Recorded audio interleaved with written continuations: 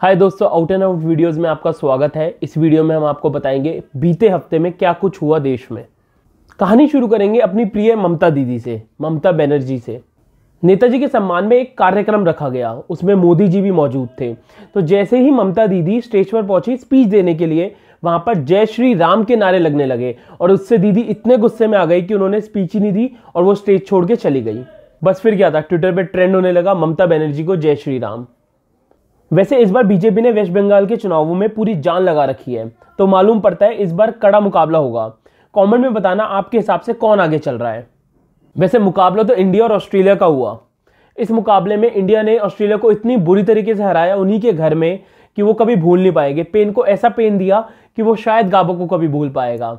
अजिंक्य रहाणे की कप्तानी में भारत ने 2-1 से सीरीज जीती और उसके बाद पूरा देश बहुत एक्साइटेड था, पर स्पोर्ट्स तक के एंकर कुछ ज्यादा ही एक्साइटेड थे। इतने एक्साइटेड कि वो एक्साइटमेंट में विराट कोहली के एग्रेशन को डिसऑर्डर बोल बैठे। पता नहीं ये एंकर लोग भूल क्यों जाते हैं कि ये डाइनिंग रूम में नहीं बैठे, ये जनता के आगे बैठे हैं, तो इनको अपने शब्दों का प्रयोग बहुत सोच समझ के करना चाहिए। बस इसके बाद क्या था, विराटियंस का गुस्सा कुछ ऐसे फूटा कि बैन स्पोर्ट्स तक ट्रेंड करने लगा ट्विटर पर। अच्छा, बैन से याद आया, सबसे भयंकर कंट्रोवर्सी थी तांडव पर, जो Amazon प्राइम ने 15 जनवरी को अपने प्लेटफॉर्म पर रिलीज करी। उसके रिलीज होते ही कंट्रोवर्सी शुरू हो गई कि इस वेब सीरीज में भगवान का मजाक बनाया गया है, इसमें श्री राम और शिवजी जी का मजाक बनाया गया है, इसमें जिशान अयूब शिवजी के रोल में दिखाए गए हैं और कुछ अपशब्दों का प्रयोग कर रहे हैं जो कि सरासर गलत है। इससे पूरे देश में बैन तांडव की आवाज उठी, जिसके रिस्पॉन्स में Amazon ने माफी मांगी और वो सीन वेब सीरीज से हटा दिया गया।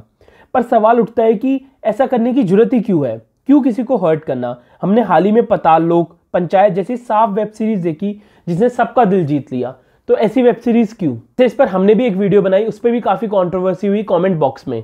मेरे एक अंधभक्त शब्द से काफी लोगों को ठेस पहुंची, इतनी ठेस पहुंची कि मुझे टेलीग्राम और इंस्टाग्राम पर मस्त गालियां और धमकियां आने लगी।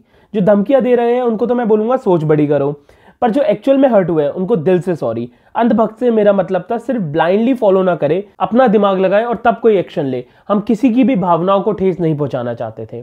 चलो अब इससे आगे बढ़ते हैं, वीक की सबसे बड़ी कंट्रोवर्सी की बात करते हैं। वो कंट्रोवर्सी है अर्नब गोस्वामी पर। हाल ही में अर्नब गोस्वामी की 500 पेजेस की व्हाट्सएप चैट लीक हुई, जिसमें कथित तौर से बताया गया है कि अर्नब गोस्वामी के पास देश की सिक्योरिटी से रिलेटेड बहुत इंपॉर्टेंट जानकारियां थी पहले से ही।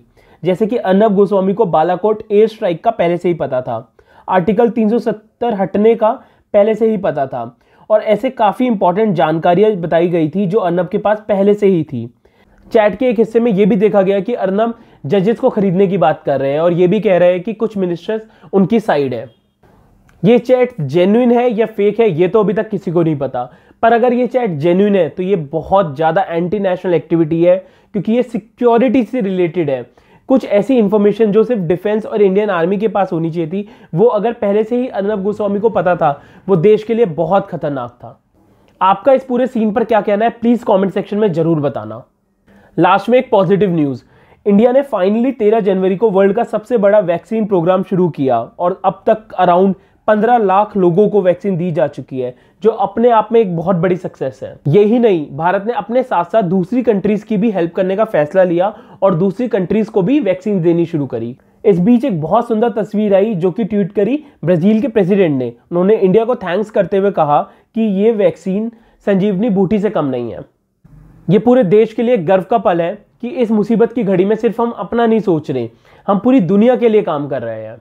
हाय दोस्तों, अगर आपको ये वीडियो पसंद आई तो वीडियो को लाइक करना, चैनल को सब्सक्राइब करना। हम इसी तरीके से आपके लिए वीडियोस लाते रहेंगे, और अगर आपके पास हमारे लिए कोई सजेशन है तो प्लीज़ कमेंट बॉक्स में ज़रूर बताना। जय हिंद, जय भारत।